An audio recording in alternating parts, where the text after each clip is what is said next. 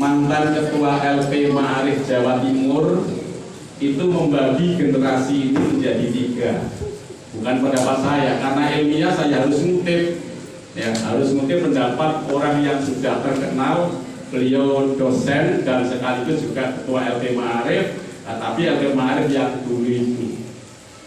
3 generasi itu, yang pertama adalah the growing generation, generasi yang sedang tumbuh. Generasi yang sedang tumbuh ini kalau perkiraan usia itu antara 0 sampai dengan 24 tahun. 0 sampai 24 tahun. Generasi the growing generation itu tentu saja adalah mengenyam pendidikan mulai dari playgroup, kemudian TK, tingkat dasar, tingkat menengah sampai dengan perguruan tinggi. Minimal perguruan tinggi adalah sarjana S1 atau kemudian diploma 3. Di the growing generation ini, saudara, sangat amat menentukan sekali. Ya, sangat menentukan sekali. Setelah the growing generation ini mau jadi apa? Di posisi mana? Ini ditentukan di generasi yang pertama ini. Mau jadi dokter, mau jadi kiai, mau jadi guru agama, mau jadi guru matematika, mau jadi pengusaha, dan lain-lain sebagainya adalah ditentukan dari generasi yang pertama ini. Nah, kebetulan saudara-saudara ini adalah ngambil profesi menjadi guru.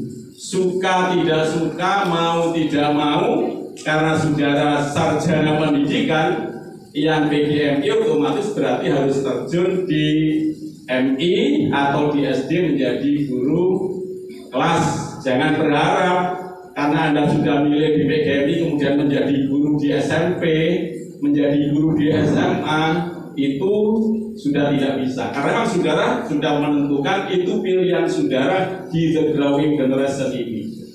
Saudara-saudara yang ngambil PAI otomatis suka tidak suka, mau tidak mau, maka saudara harus mengamalkan ilmunya di sekolah-sekolah yang di situ ada kurikulum mata pelajaran pendidikan agama. Bisa di TK, bisa di SDMI, bisa di SMP SMA, bisa di Andes Aliyah. Itu adalah lahan daripada saudara-saudara sekalian. Makanya saya himbau setelah Anda nanti ijazahnya keluar atau belum keluar, harus total football system, harus jemput bola.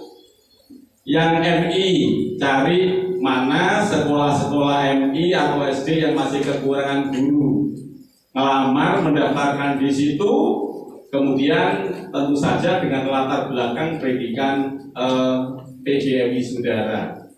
Yang PAI, lirik aja, mana SD-SD yang kurang guru agama, mana SMP, SMA yang kurang guru agama, Anda untuk berhak untuk mengajar di situ.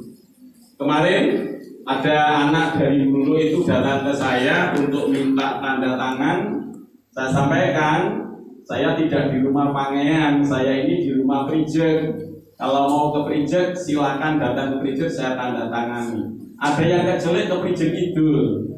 Makanya saudara-saudara ini tenaga pendidikan kalau ditanya rumahnya Pak Jimalik itu di mana, dijelaskan Prijek Kelor, ya, jangan Prijek saja. Kalau Prijek itu ada dua dusun, ada Prijek Kidul itu kecamatan Karanggeneng, kalau Prijek Kelor itu ikut kecamatan Laren. Pakai Google saja.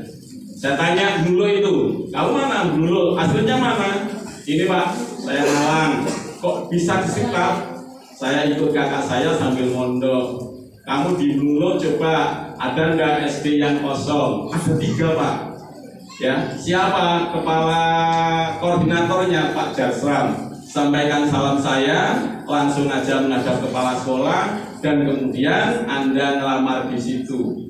Sebab pasti ya kebutuhan guru itu nanti akan diprioritaskan. Meskipun statusnya tidak ASN tapi P3K, tapi itu sama, gajinya sama, ya toh, pengakuannya juga sama. Ya, sambil nunggu ijazah saudara, maka saudara harus segera mencari tempat.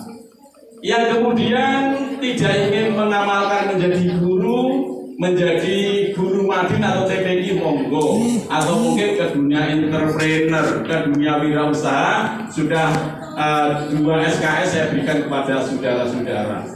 Jadi the growing generation ini adalah sangat menentukan sekali di mana, bagaimana nasib saudara di masa yang akan datang itu. Nah, saudara sudah sebentar lagi akan masuk ke generasi kedua. Setelah ditubuhkan ini, saudara tidak menjadi growing lagi, sudah masuk ke establishment generation, generasi yang sedang mapan. Nah, saudara-saudara yang sangat saya hormati, di establishment generation ini, dan kita hidup di zaman 2022 ini, di abad ke-21 ini, luar biasa persaingannya.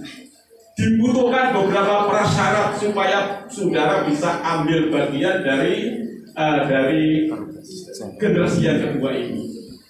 Kalau dulu saudara, ini kan kemudian fenomenanya menjadi berubah. Kalau di abad 16-17, penilaian orang yang mapan, penilaian negara yang kuat itu adalah pada kekayaan. Maka di abad 16, saudara, orang-orang Eropa kemudian melakukan perjalanan keliling dunia. Zaman itu disebut dengan zaman merkantilisme, zaman untuk mendapatkan kekayaan sebanyak-banyaknya.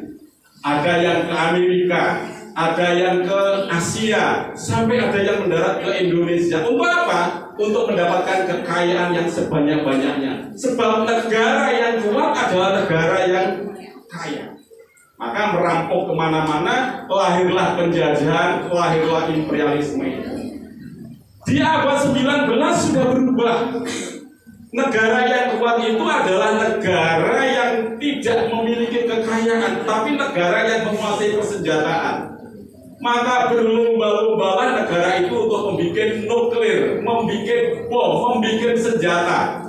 Karena negara yang kuat itu adalah negara yang persenjataannya luar biasa itu. Tetapi masuk di abad 20 ini, saudara, bukan kekayaan, bukan senjata, tapi sudah eranya adalah era informasi. Siapa yang menguasai informasi itulah yang kemudian mereka akan bisa menguasai dunia itu. Maka eranya sekarang adalah era digital. Saudara-saudara, di era persaingan yang kuat, yang luar biasa ini, maka saudara dituntut satu, yaitu untuk menguasai digital itu. Seluruhnya nanti sudah digitalisasi. Sudah tidak menggunakan hard, tapi sudah menggunakan soft, seluruhnya sudah itu. Ya, makanya saudara yang masih gagal segera untuk mengikuti perkembangan daripada digitalisasi itu. Kalau itu sudah kuasai, maka ada satu poin yang saudara genggam sudah. Tinggal kemudian saudara yang kedua adalah capability, kapabilitas, kemampuan. Maka pesan daripada Bapak Ketua tadi, kemampuan ini harus diasah. Long life education, minal mahdi ilal lahdi. Terus, gak ada orang itu berhenti belajar itu. Kalau orang itu berhenti belajar, ya katanya orang dari Jepang sana, sehari saja orang tidak membaca, maka pengetahuannya sudah usang, sudah tidak menarik. Ya, maka saudara harus membaca dan membaca, mengikuti perkembangan ini untuk memantapkan kapabilitas. Ya, Anda jangan jadi orang rata-rata. Kalau hanya jadi orang rata-rata, Anda diperhitungkan. Ya, sekarang ini orang itu harus di atas rata-rata. Ya. Anda tahu yang baru saja menggemparkan istana, seluruh menteri turun ikut joget. Dan sekarang viral tidak nasional, tetapi apa? Mendunia karena kapabilitas. Dan itu tidak gagahan, saudara. Anaknya orang tidak punya, bapaknya ngerti tentang pendidikan, anaknya punya bakat untuk diasah vokal, kemudian disekolahkan meskipun tertatih-tatih biayanya, akhirnya tidak bisa meneruskan dan kemudian keluar ngamen di mana-mana, ya, viral, akhirnya kemudian diundang ke Jakarta dan tentu saja sebentar lagi dia akan kaya. Ya, kalau sekarang Anda lihat rumahnya kecil, sebentar lagi dia akan kaya. Mana-mana undang. Lamongan kemarin undang itu, Pak Bupati itu. Ya, itu nanti akan bisa go internasional. Cuman hanya dengan lagu jadi banding-banding ke. Itu apa? Kapabilitas, kemampuan. Ya, yang kemudian diasah setiap hari, akhirnya menjadi puncak daripada kemampuan itu. Itu saudara yang harus Anda perhatikan itu.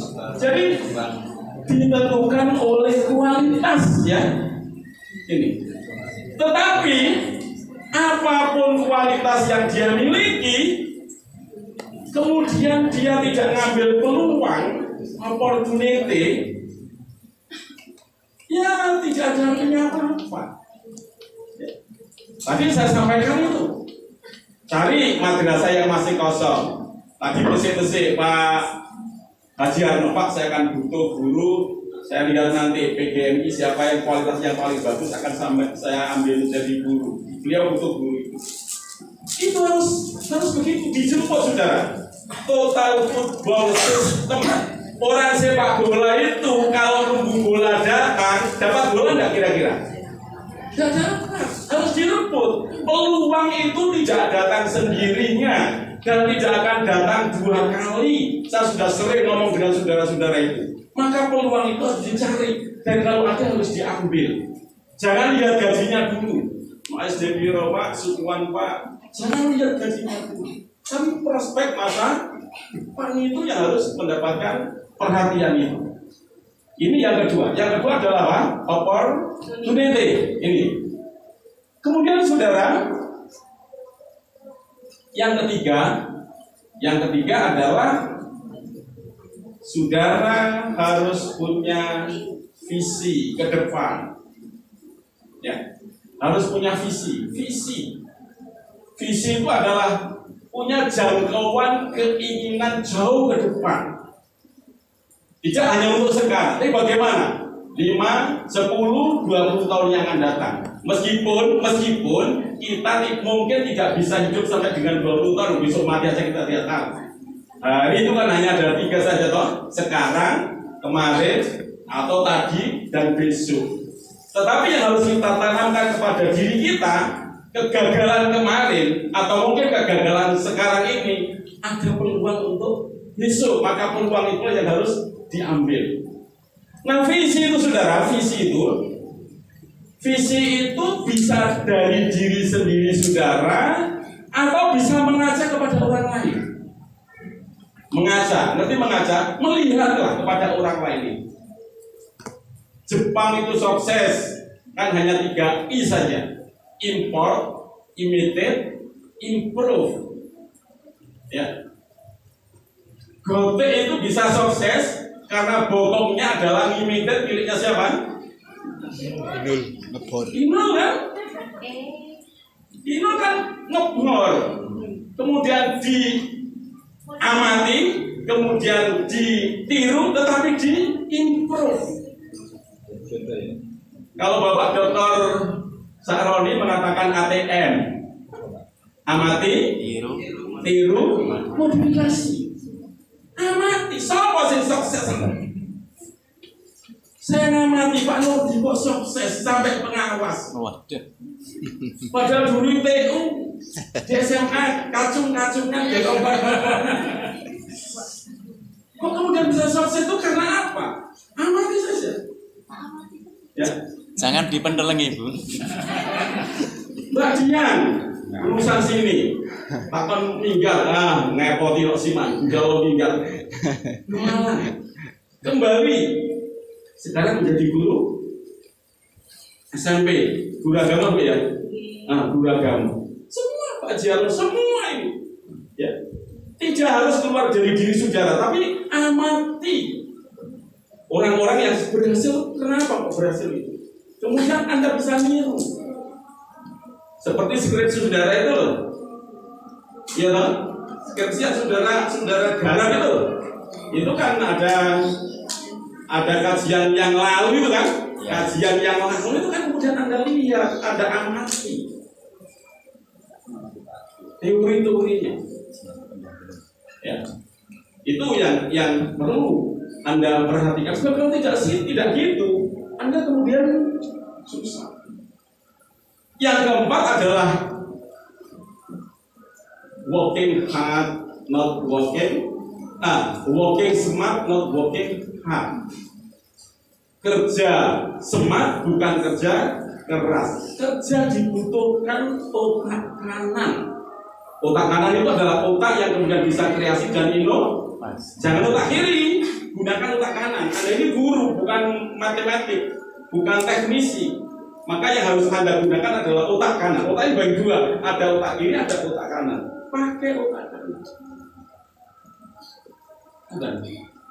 Ya, bukan.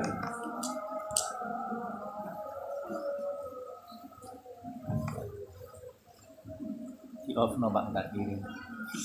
Di off no.